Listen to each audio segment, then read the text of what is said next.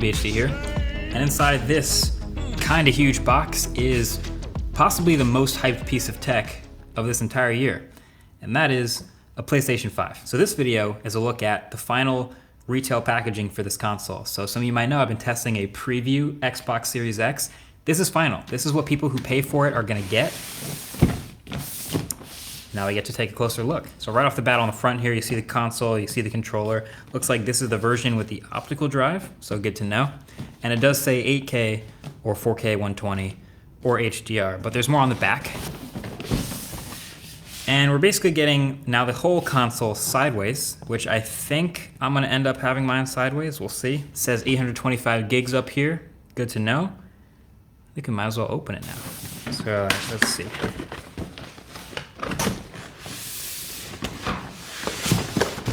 Alright, so at the top here, there's a little cardboard box.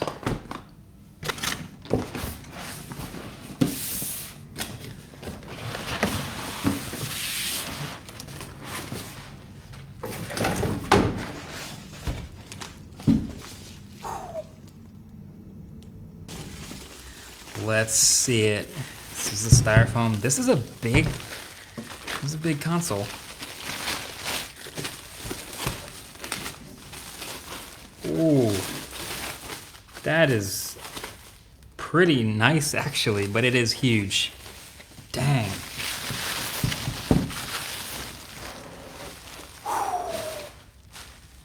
That is the PlayStation 5. That is a tall, but also kind of nice console.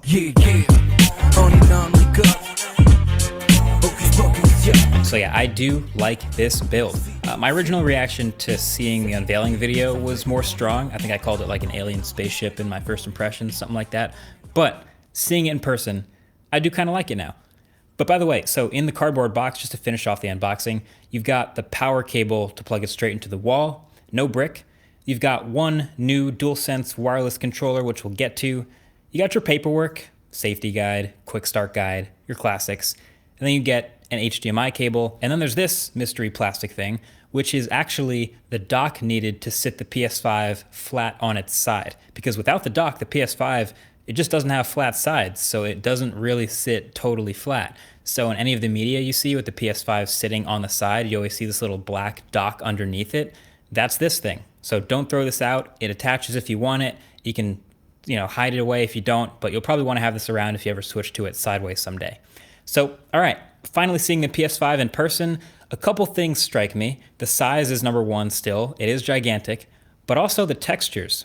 It's a matte finish again on the white outside part, and then the inside is very glossy, as you can see with the reflections.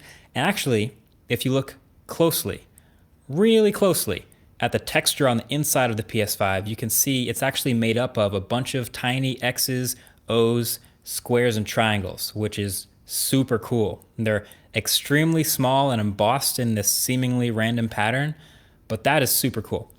You can see all the ports on the back with the heatsink around it, power at the bottom, one HDMI, Ethernet, and two USB, and then all the way up at the top is a Kensington lock. Then at the front is your full-size USB, your USB Type-C, and then at the bottom, the disk eject button and the power button. So with that disk drive you have on the side for your physical games, you do get eject button still. And for the digital only version, I guess you just won't have that eject button and the side will be blank, just covered up there, no disk drive. And yeah, you can see it's not a pointlessly complex design. A lot of what you're looking at up front is heat sinks, it's a lot of thermal management, it's a lot of cooling off those insides. Size comparison time. PS4 Pro, it's got a dbrand skin on it, but this is the size of the console that I've been using. It's definitely slimmer, and just this monolith, oh, it's heavier too. The PS5 is heavy, and it's definitely gonna be taller, wider. It's bigger in every dimension, and it's heavier. And I guess it really depends on what underneath your TV looks like about whether this height difference will matter to you or not, but that height difference is real.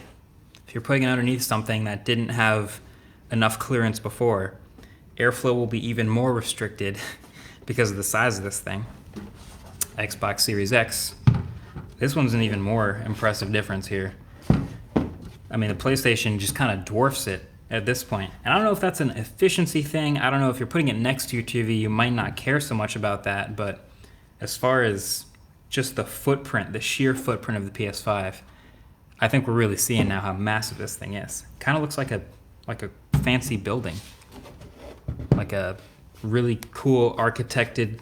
I don't know what building I'm thinking of, but it kind of looks like a building. But of course, there's more to the PS5 than just the console itself. There is also all the accessories. Let's get into those. So inside this box, you'll have a DualSense wireless controller if you get one separately. So it is white. So again, with the Stormtrooper white color scheme with blue accents, and you'll notice that theme sticks through literally everything here. So as I struggle my way through the unboxing and get to the controller, the first impression of it is also really nice. I am a big fan of this controller. Now the PS4 controller to me was fine, but I actually like the Xbox Elite controller more because it's a little bigger in my hands, it fits well, it just feels higher quality. So I was hoping actually for a bigger, more solid PS5 controller, and that's exactly what we got. It's more comfortable, the stems are a little bit longer, it's a little bigger, but it is still really lightweight, so that hasn't changed. But to me, yeah, this controller is a pretty huge win.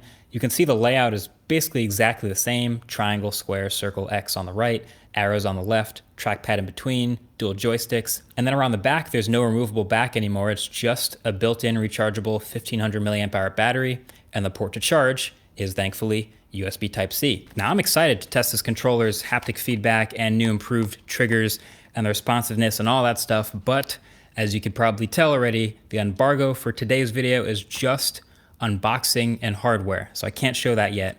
But yeah, for now, the triggers are a little more firm. But anyway, a couple other things you might notice. The microphone's still at the bottom here. There's still the speaker and the PlayStation button, but now there's no more LED light on the back of the controller. That was like a staple of that controller. Instead, the light is behind the trackpad now. And at the bottom here, underneath the light, you'll notice some pins on either side of the headphone jack, and that's for the docked charging, but we'll get more into charging in a second. But again, by far the coolest part of the design of this controller is the texture on the back, and it's again made up of those tiny little shapes. It's subtle, but you can see the embossed X's and O's and squares and triangles. This is something you might honestly never notice if you were never really taking a super close look at the controller, but it is there and it's giving you grip. That is a nice touch. Sony also made a DualSense charging station to charge two controllers at once, which is very smart. I've never actually had any sort of dock for my controllers, so for me, they always just kind of sit around next to the console, plugged in via USB to charge. But I think for two controllers, I'm probably gonna wanna get this thing. It comes with the dock itself, and then a pretty long power cable and brick, which plugs into the bottom. The controller lines up the pins at the bottom with the pins on the charger, and it just pops right on. And it faces upright so you can see the charging LED color behind the trackpad to know if you're done charging or not. It's great. I kind of wish the dock was a little heavier though. Like it would feel higher quality if it was a more solid base and I could just slam the controller in there. But the rest is great. You're freeing up USB ports on the front of the console, and if you can spare another wall outlet for this charger, seems like a good buy. Also, the click-in is very satisfying. Oh, they should have done magnets though. That would have actually been kind of sick if they had MagSafe technology in the PS5 dock. You could just drop it in there and it would line up on its own. But I don't know, maybe next time. Okay, real quick, let's also take a look at the new headphones and the camera. So the new Pulse 3D wireless headset here is pretty distinct. This is a design that looks to be like super minimal. It's this white and black headset for the PlayStation that'll do 3D audio with certain games that support it. So they drop dual microphones in here for better audio quality and noise cancellation, and they promise a 12-hour battery life. Getting them out the box, the headphones themselves, they look crazy. They look pretty massive and very unique looking. So they look like someone was challenged with the design to make the ultimate, modern, minimal pair of headphones. And they came up with this. Now it does have USB-C charging, great. Has a 3.5mm headphone jack to plug straight into the controller, and a USB dongle to connect wirelessly to the console or pretty much anything else. But yeah, the headphones. The material here is almost entirely plastic again, which is fine, but they also have this unique dual band design where the bottom is this sliding rubber band for fit. Sits on your head. The ear cushions are super thick and soft and comfortable, and the whole package is pretty lightweight, so that's nice. USB-C charging, microphone mute button. All the controls are at the bottom, including the sliding power and the LED indicator. It's all in the left ear cup. It's really sleek and pretty cool, but I don't know. I feel like I'm not gonna use these no matter how nice they make them, but maybe I'm wrong. Maybe, do you guys use the Sony PlayStation headphones, or do you use third-party headphones, or just use the speakers on your TV? I'm kind of curious what that ratio is like. Maybe let me know in the comment section below.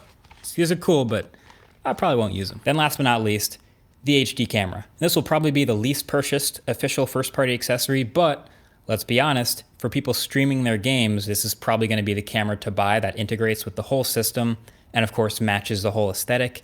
It's a 1080p camera.